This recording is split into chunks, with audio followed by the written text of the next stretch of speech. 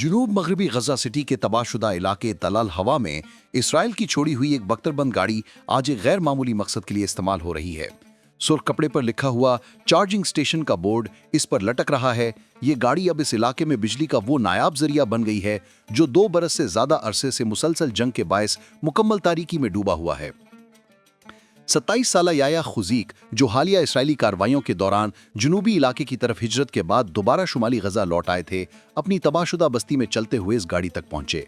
उनका घर मुकम्मल तौर पर बर्बाद हो चुका था और हजारों दीगर लोगों की तरह वो भी पनाह की तलाश में थे और रोजगार का कोई जरिया ढूंढ रहे थे। मुल्क में मौजूद तमाम मुश्किलात से हटकर मैंने रोजगार के किसी जरिए की तलाश शुरू कर दी। मुझे तल अल हवा के इलाके में ये फौजी गाड़ी मिली। ये बख्तरबंद गाड़ी जंग के दौरान लड़ाई वाले इलाकों तक सिपाहियों को महफूज तरीके से पहुंचाने के लिए इस्तेमाल होती है। मैंने इसे अपने छोटे से कारोबार में तब्दील कर दिया। मैंने 1 हफ्ता इसकी सफाई और इसे ग्राहकों के सामने पेश करने के लिए तैयारी में सर्व किया। इस तरह मैंने अपना मंसूबा शुरू करते हुए तल अल हवा में मोबाइल फ़ोन चार्जिंग पॉइंट कायम किया ताकि इलाके में ज़िंदगी की रमक दोबारा लौट सके। उन्होंने शमसी पैनल्स और मुकामी दस्तयाब मवाद इस्तेमाल करते हुए 9 मीटर लंबी और 60 टन वजनी इस बख्तरबंद गाड़ी को मोबाइल फोन्स के लिए शमसी तवानाई से चलने वाले चार्जिंग स्टेशन में तब्दील कर दिया। मैंने अपना मंसूबा शमसी पैनल्स इस्तेमाल करते हुए शुरू किया ताकि बिजली का मुतबादिल जरिया मुयस्सर हो। वजह यह है कि गजा की पट्टी में बिजली नहीं है। मैं ऐसा जरिया माश तलाश कर रहा हूँ जो मुझे कामयाब इंसान बना सके। हमें उम्मीद है कि जिंदगी पहले जैसी हो जाए या हो सकता है कि इससे भी बेहतर हो जाए। मैंने यह मंसूबा इसलिए शुरू किया ताकि अपना रोजमर्रा का गुजारा कर सकूं।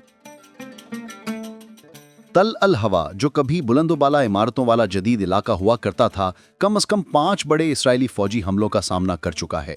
बमबारी के नतीजे में इसका ज्यादातर हिस्सा खंडर बन चुका है।